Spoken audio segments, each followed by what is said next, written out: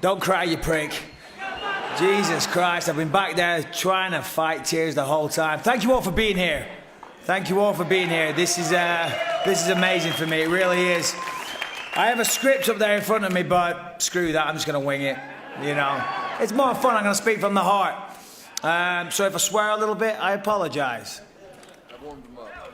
He did warm them up. First of all, you know, when you're the main event of a fight, it's the worst thing, you know. You're the last one there, you're sitting in the locker room, you're looking at people, they're winning, they're getting knocked out, all this type of stuff. But you get used to it.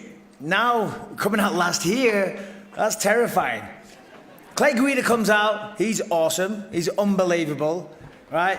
Talking about piss stomping Nate Diaz, whatever a piss stomp is. Diego Sanchez comes out, he's not crazy at all, right? Richard gets his own personal earthquake. You know, I'm like, how am I supposed to go after all of this? So, where do I start? I don't know where I start. I'm going to start with these two, right? Well, this woman right here. I'm going to go back to the beginning in a minute. I know it's been a long night. You're all like, Michael, come on. We've got to get to the bar. And I want to get there as well. So don't worry. I won't keep you that long. And if you want to buy me a drink, feel free. But, come here. This woman right here has been by my side every step of the way. Right? They say behind every great man's a great woman. You got no idea. You got no idea. None of this would have happened if it weren't for her. Get the hell out of here. When I was a kid, and where's my dad? He's in here somewhere. There he is. When I was a kid, all I cared about was fighting. You know, and the problem is I did an interview before and they played it on here. Like, most of the good stuff I was going to say has already been played. I'm like, Jesus Christ. Tell me they're going to play it. I wouldn't have said it. Anyway, when I was a kid, all I cared about was fighting. That's definitely a personality flaw. I get that. I know that. But that's all I cared about. You know, that was my identity, beating anybody in a fight. I could beat anybody in a fight. And if you thought you could beat me, then fine. Let's go meet at the park. We'll get it on after school, in the playground. Wherever it was, you know, that's all I cared about. As I say, looking back now as a 40-year-old man, yeah, you know, that's not normal. I get that, but that was me. That's all I cared about. Left school at 16, got a job, minimum wage. I mean, when I was a kid, all I cared about was fighting and martial arts. So my dad would take me down to Nottingham to train with this guy, one of my senseis back in the day. And, you know, we drive down to Nottingham and back, which is like, you know, a 5-hour round trip. I get in on a Monday morning and a Thursday morning, never done my homework. I did 5 years of high school, never did any homework once. Weirdly proud of that. Anyway, Callum, my kids are here somewhere. Don't listen to that. Lucas, you do your goddamn homework, okay, buddy? No, but I would say to my teachers, sorry, sir. You know, sorry I didn't do my homework. I went to Nottingham last night, and they'd say, Bisping, nobody drives down to Nottingham to do a jiu-jitsu class. I say, well, we do. My dad takes me there, okay? So that was the level of commitment my dad had. He drove us all over the country, and I wouldn't be here right now saying this if it weren't for my old man. So thanks, Dad. I appreciate it. Thank you. There's a woman that couldn't make it here tonight, my mom. Mom, I'm sure you... In fact, she's not watching this. She doesn't know how to log into Fight Pass. You know what I mean? She hasn't got a clue what Fight Pass is. Apps? Are you kidding me? Jesus Christ. You know, trying to FaceTime my mum, my God, it's a thing, let me tell you. So anyway, Mum, if you're watching, which I know you're not, love you loads. A lot of my mental toughness comes from her, right? So, Mum, I love you so much. I love you so much. Then I left school at 16 and I was an idiot. I had no idea where I was going to go, you know. I thought earning £120 a week, I thought I was rich, you know. As long as I could go out at the weekend, hang out with my mates, have a good time, get a kebab on the way home, I was happy. I was like, this is great. What are you talking about? But then as you get older, you realise that doesn't go very far, you know. And then I met this amazing woman here. Children came into my life, but I was still an idiot. I was still going out fighting, and I'm not proud of it, but, you know, the amount of fights I had, it's countless. It's countless. And, of course, with that comes a bit of trouble. And the police and criminal charges and things. You can't go around this world punching people in the face, funnily enough. But I didn't realise that. I thought it was totally normal. Someone talks shit, you chat shit, you get banged. Simple as that. And a lot of the times I was sticking up for my friends. You know, I was never a trouble starter. I was never a bully or anything like that. But if you mess with my mates, you know, then fair play, bring it on. Especially after a few beers. It's a good night. Anyway, you get in trouble, you know. And then one time, Rebecca was pregnant with Callum. He was over there. He's a state champion wrestler now. He whoops my ass, throws me around everywhere. But when he was in Rebecca's stomach, I was working as a double glazing salesman. Funnily enough, I didn't sell very much. And then my manager said, Mike, I had a skinhead. I was kind of fat at the time. My clothes were awful. They're like, do you think you may be being a bit intimidating at the door? I'm like, no, what are you talking about? I don't think so. Anyway, but I got arrested and I got charged with public order. I didn't start it. Some guy beat my friend up, so, you know, we got revenge. And my solicitor, lawyer, said, Mike, just plead guilty. Just plead guilty. You're going to get like a £50 fine. Okay, just plead guilty. You'll be good. I said, yeah, all right, no problem. So we went to court that day, and I was getting promoted, funnily enough, for being the worst salesman ever. And Rebecca drove me there, and we walked in and we sat down, and I'm sitting there, and the judge goes backstage to like think about what he was going to give me. And then security turned up at the back of the courtroom. And my solicitor, my lawyer says, Mike, just letting you know, when security turn up at the back of the courtroom, it typically means someone's going to prison. I go, oh, right, yeah, cool. Hold on a minute. Are you saying that I'm going to prison? And he goes, yeah, I think so. So I run back to Rebecca. I'm like, babe, you're not going to believe this. I said, he's saying I'm going to prison. And she's like, yeah, shut up, yeah, whatever. I'm like, no, listen, I'm serious.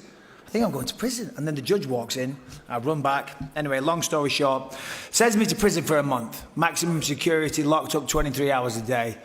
Yeah, and it was terrible. It was a low point in my life. But when I was there, that judge did me a favor. That judge made me realize, you know, that's not who I was. I'm better than this. And I thank that judge for doing that because he taught me a lesson I would never have learned. You can't, that's not a way to behave, you know. And I came out and I tried to get my life together. And tried to join the army. The army wouldn't take me because of the criminal record. And I was working at this place, this factory, and Mick, my supervisor at the time, very, very nice guy. We'd sit there all day. It wasn't particularly mentally taxing work, so we had a lot of time to talk. And he'd say, Mike, you seem like a pretty smart guy. Is this what you want to do for the rest of your life? I'm like, no. You know, I said, I don't want to do this for another day, if possible. He goes, well, give it some thought. Think about what you want to do. So I did. I gave it some thought. And a while later, I go up to Mick and say, Mick, I figured it out. I know what I'm going to do. And he puts his tools down, he walks off, he's like, come on, let's have it. I said, I'm going to be a professional fighter. And he's like, oh my God. I thought you were smart. Anyway, I said, no, Mick, you don't understand. You know, I know what I'm doing here. Anyway, long story short, I got involved in mixed martial arts. I moved away to another city. And Rebecca stood by me and supported me every step of the way. She put her own dreams on hold. Raised the children. We had no money back then.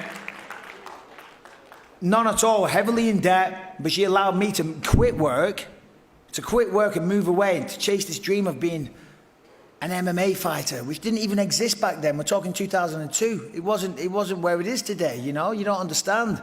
And everyone thought I was crazy. And even a lot of my own friends were like, have you heard what he's doing? He's quitting work, chasing this weird dream of being a cage fighter. Yeah, he's not a very good dad, is he? I heard what everyone was saying, but not this woman here. She stood by me. And in fact, when this guy called me and gave me a proposition of becoming a fighter and he'd help me out financially and things like that, she knew right then and there. She said, I knew when we got that phone call that our life was going to change. That's the faith she always had in me. And I'll never forget that. So thank you. Thank you. This is where I wish I had a script, because I don't know where I'm going. Well, we got bullet points, but thank you to Dana White, Lorenzo Fattua, and everybody. Yeah, sure. We'll get to that in a bit. Don't you worry. And I do thank Dana and Lorenzo. We're in his casino, by the way, so if you want to upgrade me, I know Diego worked it pretty hard to get free rooms. Jesus Christ. Yeah, you know, I'm here. What's up, Adesanya? How you doing, buddy? Good to see you, man. Thanks for the kind words. Appreciate it, brother. I started in England when mixed martial arts. It was like a gangster's paradise. You know, it wasn't like it is now. There was all kinds of characters, but it was awesome. It was raw, it was rough, it was edgy. You know, nobody knew what they were doing. You know, each promotion had different rules. It was the Wild West, but it was great. It was awesome. A lot of characters on the scene. Moved out to America. I mean, you guys probably know my history, so I won't go into it too much. Jason Parillo. I had a lot of coaches over the years, and my problem was always, I've done martial arts since I was 8 years old. I'm 40 years old now. Believe it or not, I know a little thing about getting ready for a fight. Because I've had way more fights than most of my coaches have done, and they're trying to tell me what to do. I'm like, I call bullshit on that, pal. Right? Especially when they've never even had a fight. Okay? I went down to Ruka, met Jason Parillo.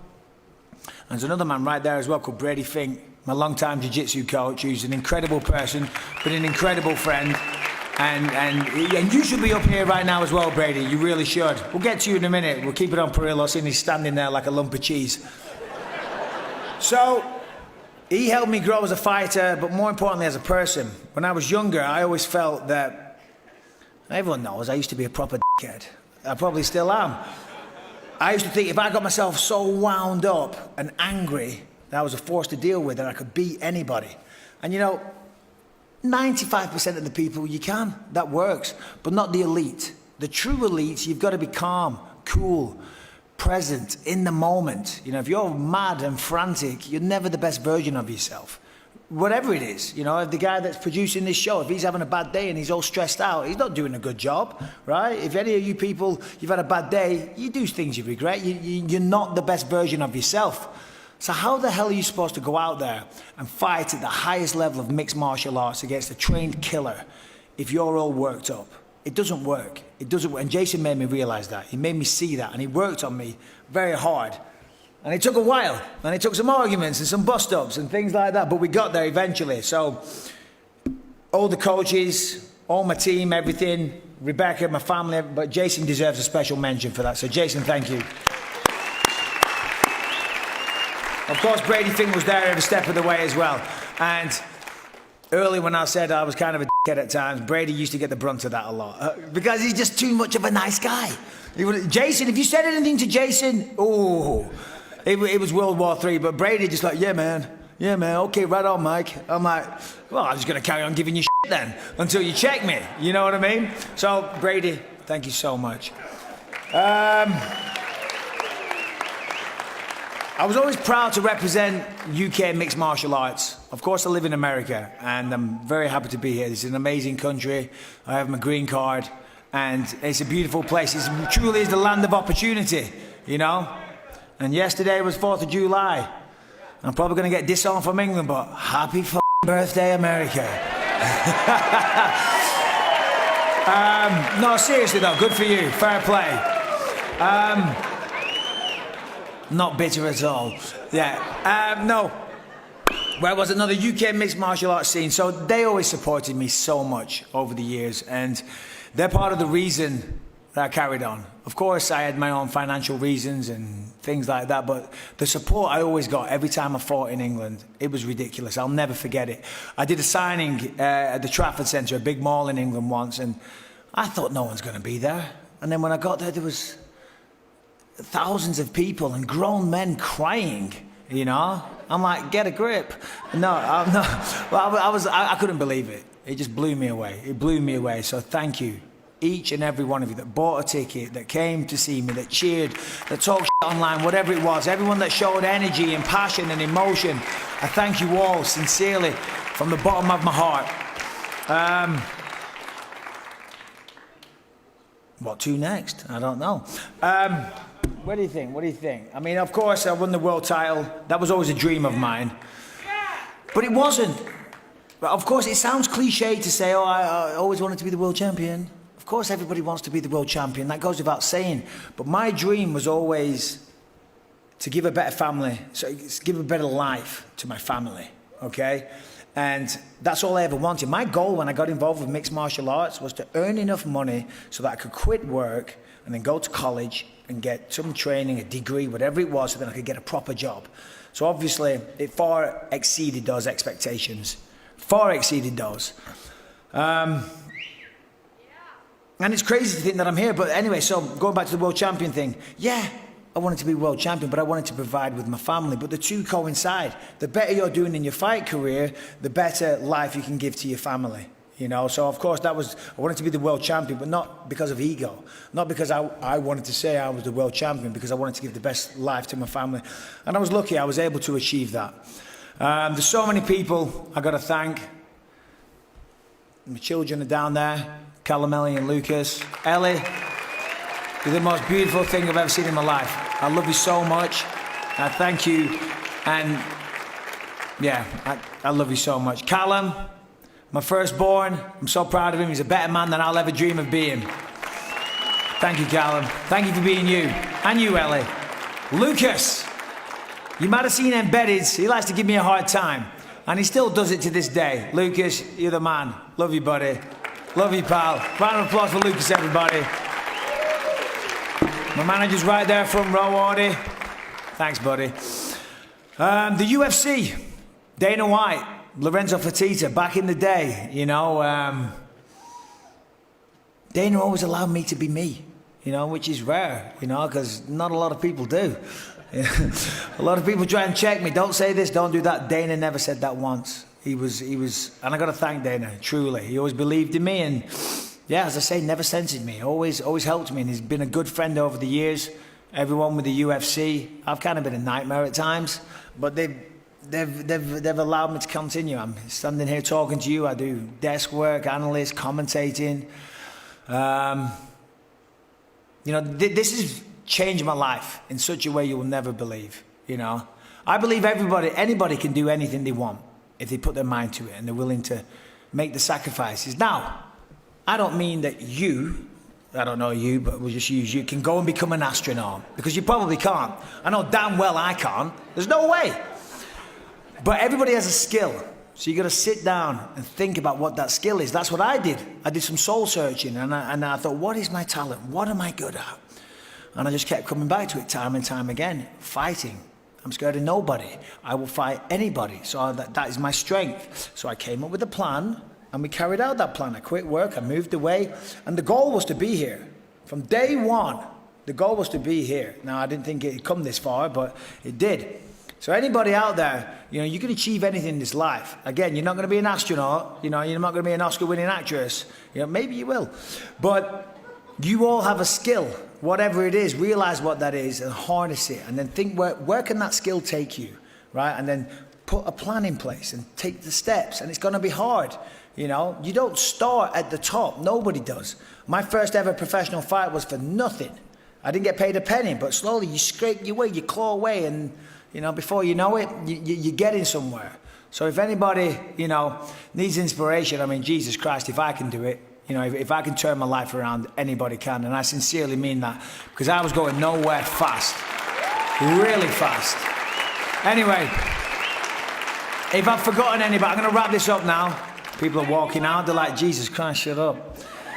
If I've forgotten anybody, I apologize. All my friends back home, everyone that believed in me, Burge, Blanky, all the old lads, right? Love you guys. I'm still the same person. I'm sitting up here, I work on TV, la-di-da, right? I'm still the same old guy. I haven't changed a day. I wish I had, but unfortunately I haven't. Still the same guy, and I love you all. Anyone I forgot to mention, all coaches, training partners, Moses Murrieta right there, kicked my ass for 5-6 years. He should be in the UFC. Sean Shelby's right there. I told you, Sean, he's there, three seats ahead of you. You sign that guy, okay? Or I'll whoop your ass. Just like I nearly did last week. Anyway, so everybody out there, the Ruka Training Center, Paradigm Sports Management, all my sponsors, Sanable, My Protein, anyone that's ever laughed at a joke, given me a pat on the back, sent me a tweet, liked an Instagram post, whatever it is, right? I thank you so much, right? Thank you very much. I was back there trying not to cry my eyes out, right? And I will cry, you know, but I'm trying to stay strong. My kids, again, everything I do is for you. Dad, I love you. Parillo, Rebecca, you guys, everybody that I fought over the years, I respect. I know I talked a lot of shit. Of course I did. But when it's all done, it's done. It's over. This is a magnificent sport. And it's because of you guys. It's because you guys come and you support it. There's no other fans like mixed martial art fans or UFC fans in the world, man. It's crazy. The attention to detail that you have, and we wouldn't be here now. You know, speaking to you people if it wasn't for you guys and everyone that I fought and everyone that's fighting tomorrow night. Clay Guida, Diego, Franklin, Rashad, my God, give it up for Rashad. And everybody, everyone that has the balls to step in there, you have my respect forever because nobody knows. And all you people online that talk shit about a fighter, especially when they've lost, please, they're dying inside. They're hurting inside. There's nothing worse than losing a fight. You go out there, you give it your all, you might talk some shit, you might not, but whatever it is, when you lose, there's financial ramifications, but you've failed. You've failed in your quest, but then you've got to put up with the bullshit online. All right, so just remember that next time you're talking a bit of crap. Anyway, I'll leave it there. I know you're behind there, but Callum Ellie and Lucas, come up here right now. I don't know how you're going to get here, but climb over, be ungraceful, and get on your feet. Let's go. Everybody, thank you for being here. I guess that's my speech. I guess that's it.